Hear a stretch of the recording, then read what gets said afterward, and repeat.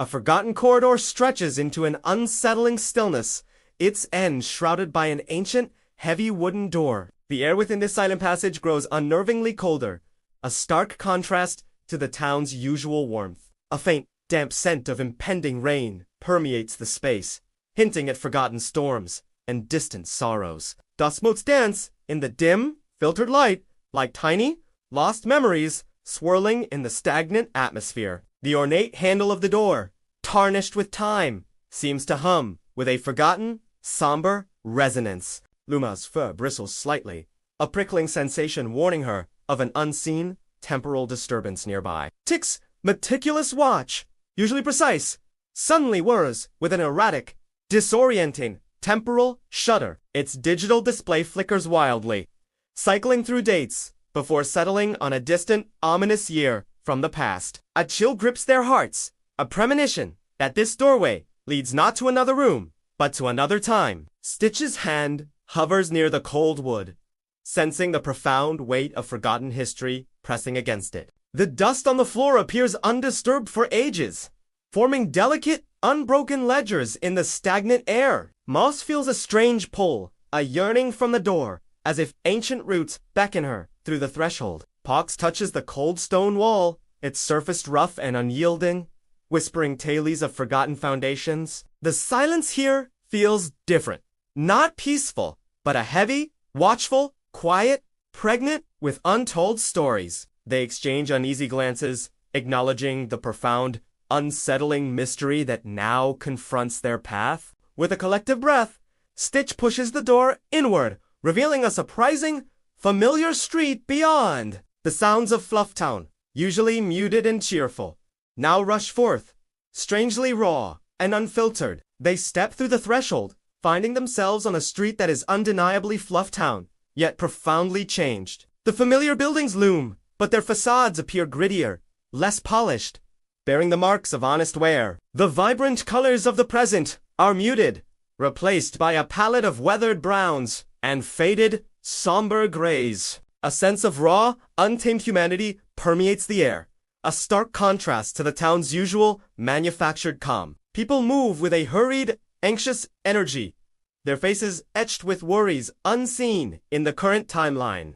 Posters plastered on walls speak of a significant incident, a vague disaster never mentioned in their present. The text on the aged paper is faded, but the urgency of the warnings still resonates, chilling their very core. Moss's sensitive ears pick up a sound, a distinct, unmuted sob from a shadowed alleyway nearby. It is real crying, raw and unconcealed, a sound almost alien in the carefully curated quiet of their own time. Luma feels a wave of pure, unfiltered sadness emanating from the streets, an emotional landscape long suppressed. The cheerful bells that usually toll in FluffTown are absent, replaced by a tense, anticipatory silence here. Every shadow seems deeper. Every corner holds a hidden tension, a story waiting to violently unfold. Tick checks his watch. Again! The date remains stubbornly fixed on that distant, unsettling day in the past. The air itself feels heavier,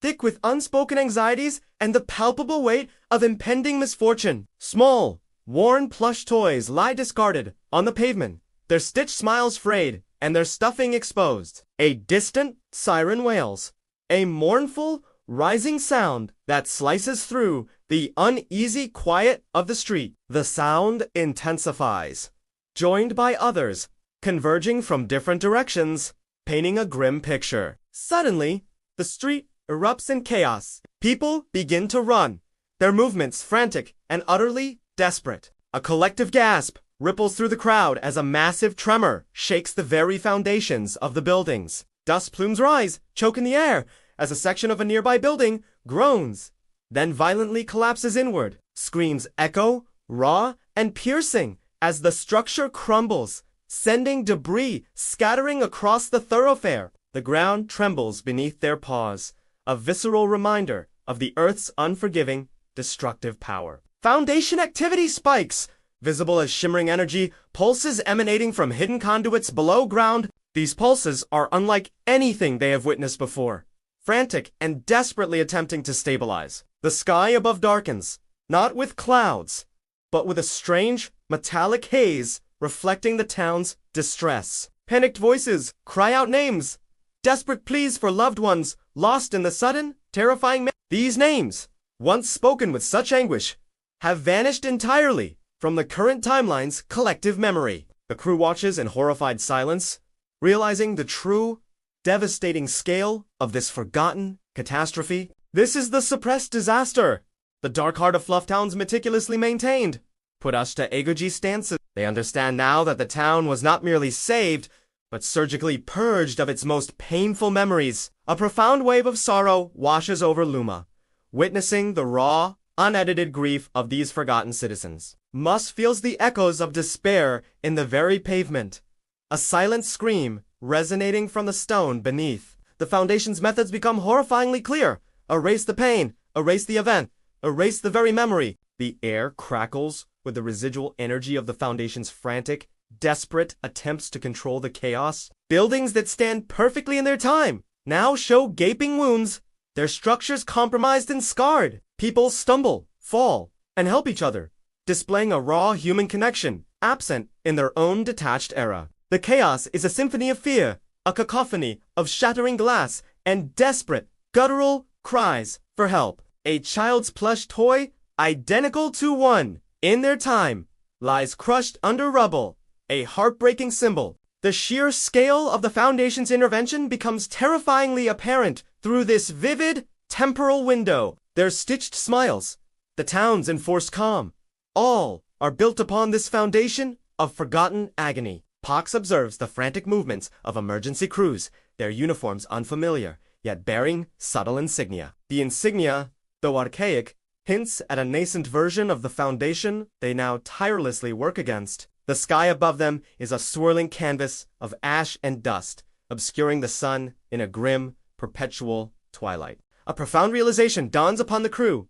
They are witnessing the very moment FluffTown became Fluff. This disaster was the crucible, the moment when humanity's volatility was converted into the Foundation's fuel. Moss feels the earth itself groaning beneath the town, burdened by the weight of its suppressed trauma. The vibrant energy of the present, they now realize, is merely a thin veneer over this deep, unsettling scar. The memory of this day was not forgotten naturally. It was meticulously, brutally excised from existence. A cold dread settles in their hearts, a chilling understanding of the true cost of their town's tranquility. They are ghosts in a tragedy, observers of a past that actively resists being remembered, even by itself. The air grows thick with the metallic temps of ozone and dust, a harsh aroma of destruction and despair. Every sound, every sight, every desperate cry etches itself into their minds, unwilling to be forgotten. The architecture of despair surrounds them, shattered windows reflecting a broken, desperate world. They stand on the precipice of understanding, watching the genesis of their town's pervasive, quiet debt. The ledgers in dust, the stitched smiles all finally make a horrifying, undeniable sense in this moment. Then, across the frantic, screaming crowd, distinct shapes catch Luma's startled, disbelieving gaze. Plush silhouettes, strangely familiar, stand observing the chaos, unmoving amidst the surging panic. Their forms are indistinct, yet the outlines, their very postures, are hauntingly, unequivocally their own. Versions of them, from some other timeline or perhaps another loop, are watching this same horrific replay. One silhouette, eerily resembling Luma, turns its head slowly, its gaze locking directly onto her. The plush figure shakes its head with a profound, sorrowful gesture. A silent warning across the temporal divide. A jolt of pure terror courses through Luma. The implications of this sighting are truly staggering and vast. Stitch's fur goes utterly pale, his eyes wide, with a dawning, terrible recognition of this impossible scene. He whispers, his voice barely audible above the din. "We have been here before." The words hang heavy in the ash-filled air, confirming a chilling, cyclical truth about their existence. This isn't just a doorway to yesterday. It is a mirror reflecting their own entangled, repeated fate. The idea that they are trapped in a loop, reliving this horror, sends a shiver down Pox's spine. Tixwatch gives a violent shudder, as if trying to break free from the temporal echoes surrounding them. The realization that they might be part of this forgotten history, unable to change it, is truly crushing. Moss feels the ground beneath her vibrating with the memory of countless footsteps, countless past selves. The sorrowful shake of the other Luma's head resonates deeply, a profound, shared burden across time. Their presence here is not merely observation. It is an undeniable, terrifying participation in this tragedy. The disaster unfolds around them with brutal indifference, a relentless replay of unyielding past events. The air fills with the acrid scent of burning plastic and crumbling concrete, a truly sickening blend. They stand frozen amidst the fleeing crowds, unwilling to interfere, yet unable to look away from the horror. The sky weeps a gray, sooty rain, mixing with the dust to paint the streets in somber, mournful strokes. A desperate plea from a collapsing building rings out, then abruptly ceases, swallowed by the growing silence. The Foundation's energy pulses intensify, attempting to mend the fractured reality, to stitch the wounds closed. The fabric of time itself seems to fray around the edges, threatening to unravel their very presence here. To stabilize the fragile temporal doorway, they must find a way to anchor it firmly to this moment. This act, they realize with grim certainty, means the disaster replay will become permanently accessible. The system, sensing their intent, retaliates with subtle, insidious attempts to induce a calming apathy. A soft, lulling hum begins to permeate the air, a gentle suggestion to simply forget this painful reality. Their minds feel a subtle pressure, urging them to retreat, to embrace the oblivion of unknowing. Luma fights against the encroaching lethargy, her resolve strengthened by the raw grief she has witnessed. Moss instinctively pushes roots deeper into the temporal ground, resisting the seductive pull of forgetfulness. Pox clenches his paws, focusing on the chaos, refusing to let the Foundation's influence cloud his purpose. Stitch, though pale, sets his jaw, recognizing the familiar, insidious nature of this mental manipulation. Tick's watch glows faintly, its temporal energies vibrating in protest against the system's pervasive influence. They choose defiance, choosing to keep the doorway open, to bear witness, to learn the full, bitter truth. The cost of this knowledge is immense, risking their own sanity, their own memories, in this temporal tier. The screams of the past continue, a haunting chorus that fuels their determination to understand everything. They move with renewed purpose, navigating the panicked crowds, seeking tangible evidence of this forgotten day. Luma, her senses heightened, spots a detail near the crumbling founder statue. Something truly unexpected. The grand statue, usually immutable, slowly, ponderously, begins to turn on its colossal stone base. This is the first time they have ever witnessed such movement, a chilling revelation of its hidden function. Luma quickly activates her internal recorder, capturing the impossible, momentous rotation of the founder. The statue's eyes, usually blank, seem to glow faintly, observing the unfolding disaster with cold, calculated intent. Its slow pivot reveals hidden conduits and glowing mechanisms within its base, a terrifying, living core. This moving monument is not merely symbolic. It is an active participant in the town's silent, dark history. The recorded data shimmers, a fragile thread of truth against the powerful currents of orchestrated forgetting. Meanwhile, Pax pushes through the frantic throngs, drawn to the emergency teams, working amidst their uniforms, though basic, barren, archaic, yet unmistakable, Foundation insignia stitched onto their sleeves. The logo is crude, a nascent version of the symbol they know, but its meaning is clear and undeniably sinister. This proves the Foundation's long-standing involvement, not just in repairs, but in the initial suppression. Pox carefully, subtly, snaps a quick mental image, etching the insignia into his photographic memory banks. The emergency workers move with an unsettling, detached efficiency, their faces devoid of genuine emotion. They are not merely rescuing, they are systematically cataloging, assessing the damage to their future ledger. Stitch, navigating the debris-strewn ground, feels something hard and cold beneath his sensitive paw pads. He bends down, his fingers closing around a small, circular object, a dark, metallic coin from the earth. Its surface is rough, worn by time and trauma, yet a distinct date is clearly stamped upon its face. The date perfectly matches the one on Tick's watch, confirming its origin from this very calamitous day. He pockets the black coin, a tangible piece of the past, a silent, heavy testament to this forgotten horror. The coin feels strangely warm in his palm, a tiny, pulsing ember of suppressed memory and unresolved grief. This dark token is a tangible connection to the past, a physical anchor against the tide of oblivion. Moss gathers samples of the peculiar ash-laced soil, its composition unlike anything in the present Tick, despite the temporal strain, records the precise atmospheric pressure and energy fluctuations of the event. They work with urgent precision, gathering as much evidence as possible before the doorway begins to close. The pervasive talk emanating from the Foundation intensifies its efforts to lull them into complacency. A subtle, sweet scent, like forgotten childhood dreams, tries to mask the acrid smell of destruction. The whispers of regret and forgotten ambitions attempt to distract them from their crucial, harrowing task. Luma feels a growing pressure behind her eyes, the sheer volume of suppressed emotion threatening to overwhelm. The image of the turning founder statue replays in her mind, a stark, terrifying symbol of control. Pox's mental image of the insignia burns brightly, a constant reminder of the Foundation's omnipresent reach. Stitch clutches the black coin, its warmth, a defiant spark against the cold, calculated amnesia of the town. They have anchored the doorway, not with mechanisms, but with their shared, unwavering commitment to truth. The replay of the disaster continues, a grim testament to the Foundation's power and its terrible cost. The sounds of crumbling buildings and desperate cries become almost a part of the temporal landscape now. The sky,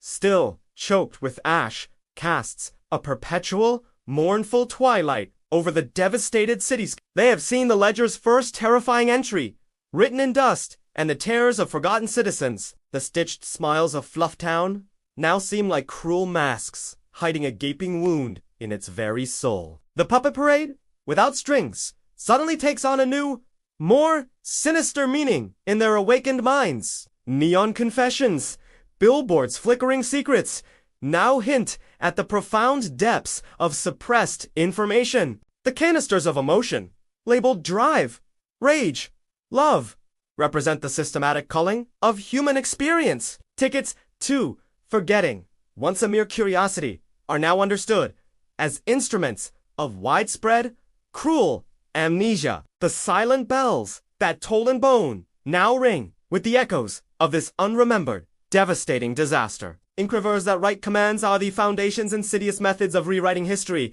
and enforcing control. Their whole town survives by paying in pieces of itself. A horrifying truth now laid bare before them. The raw, unadulterated pain of this past is a stark contrast to the sterile, artificial calm of their present. They observe the frantic search for survivors, the desperate hope fading with each passing, agonizing minute. A mother clutches a small, plush toy, identical to the crushed one, her face a mask of profound, silent grief. The air grows heavier, the pressure from the closing doorway becoming increasingly difficult to ignore. The temporal terror begins to hum with a low incesstento surum signaling its imminent forced closure. The vision of their other selves, the silent watchers, returns to Luma, a haunting, prophetic image. She wonders if they too experience this same terrifying revelation, this same profound, crushing sorrow. The weight of shared, cyclical experience presses down, a heavy burden, across the fractured time. Stitch feels the coin in his pocket growing warmer,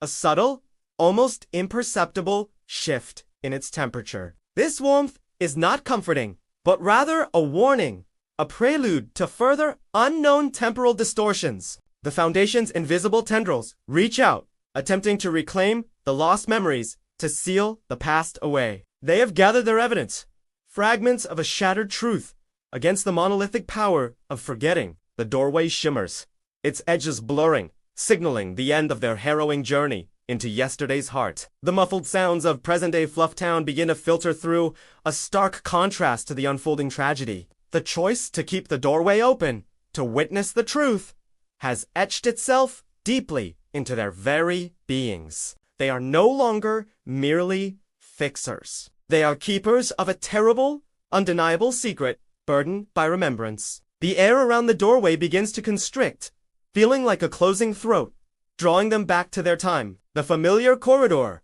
once a gateway, now feels like a narrowing tunnel, threatening to crush them whole. Tick's watch begins to tick backward violently, its gears grinding, struggling against the temporal flux. A wave of nausea washes over him, the rapid regression of time threatening to tear his very essence apart. He stumbles, almost collapsing, his body protesting the immense strain of the temporal reversal, pulling him. Luma quickly steadies him, her own strength a momentary anchor against the disorienting, powerful temporal currents. The sounds of the past fade, replaced by the rush of their own timeline.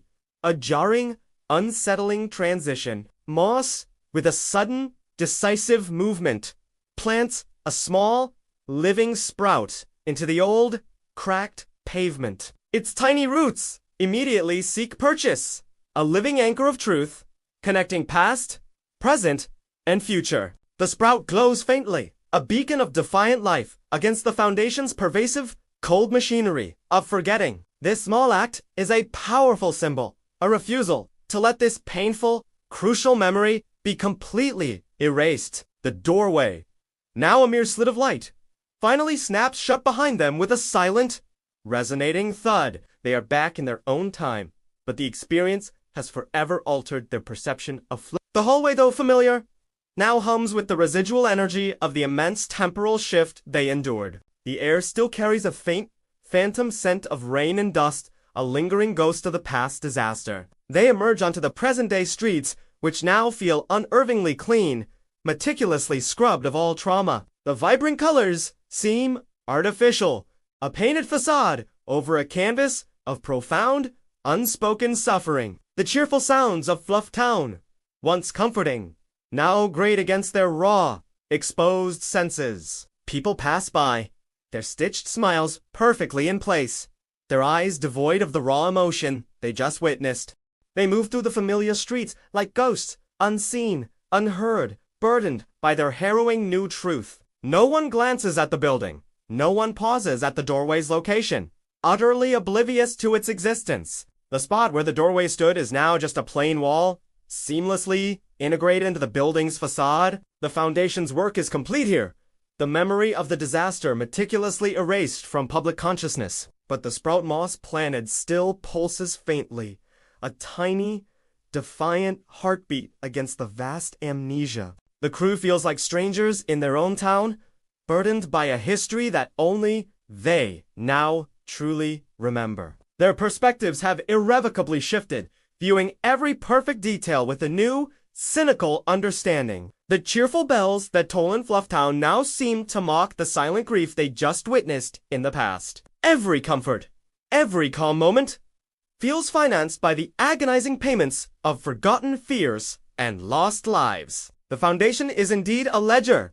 and the entries they saw were written in the dust of shattered dreams. Luma feels a deep ache in her heart, the weight of the past pressing down, refusing to be forgotten by her. Moss's senses are overwhelmed by the artificiality, the lack of genuine emotion emanating from the populace. Pox holds the mental image of the Foundation insignia, a dark brand now seared into his awakened consciousness. Tick's watch, though now stable, still hums with the residual tremor of its violent temporal reversal. The knowledge they gained is a heavy burden, a truth that isolates them in their own deceptively serene world. They walk in silence, each consumed by the profound, unsettling implications of their temporal journey. The bright neon signs, once innocuous, now seem to spell out silent confessions of a collective, tragic lie. The river, thickening to ink, now seems to carry the very essence of erased memories and suppressed truths. They are witnesses to the ultimate price of peace, bought with the very soul of a town's shared history. The image of their past selves watching the disaster replays in their minds. A haunting, cyclical prophecy. Did those versions of them also return with this crushing knowledge, this profound, isolating burden of truth? The air feels too thin, the silence too loud, the smiles too wide. Everything now feels fundamentally wrong. This experience has solidified their resolve to truly break the system, no matter the terrifying consequences. They understand that fixing symptoms only reinforces the debt, deepening the town's pervasive, quiet sorrow. Breaking the system risks collapsing the only shelter people have ever known. A truly terrifying dilemma. Yet, living in this manufacture.com, built on forgotten agony, feels like a betrayal of their own souls. The question of what is acceptable to lose now resonates with a far more personal, agonizing weight. Stitch, still walking in stunned silence, feels a sudden, intense warmth radiating from his clenched palm. He opens his hand slowly, revealing the black coin he pocketed from the disaster's ravaged ground. The coin, once cold and aged, now glows with a faint, internal, unsettling crimson light. Its stamp date, once fixed in the tragic past, visibly shimmers, then begins to slowly, inexorably shift. The numbers blur, reform, and then settle on a new, terrifyingly current designation. Tomorrow's date. A gasp escapes Luma's lips as she witnesses the impossible, temporal transformation of the dark token. The reverse side of the coin, previously blank, now etches itself with stark, ominous letters. The word appears, shimmering with a cold, malevolent energy. Asterisk, asterisk, settlement. Asterisk, asterisk. A collective chill grips the crew, a profound dread settling deep within their very bones. The Foundation's ledger is not merely recording the past. It is actively dictating their impending future. This coin is a summons, a chilling prophecy directly addressed to them, demanding a future payment. Tomorrow. Settlement.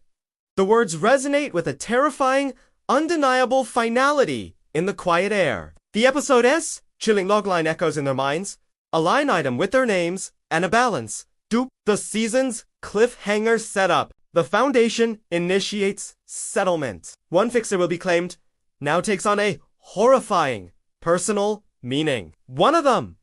Tomorrow.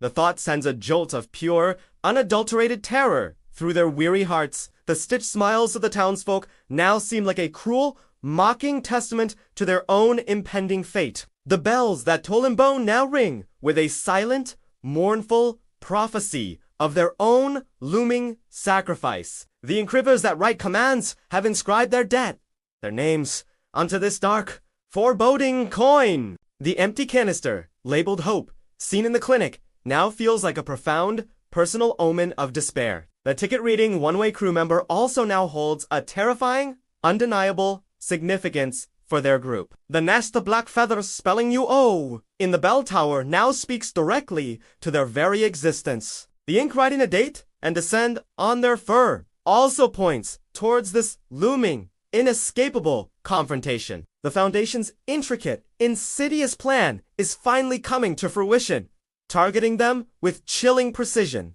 They stand on the precipice of their own reckoning.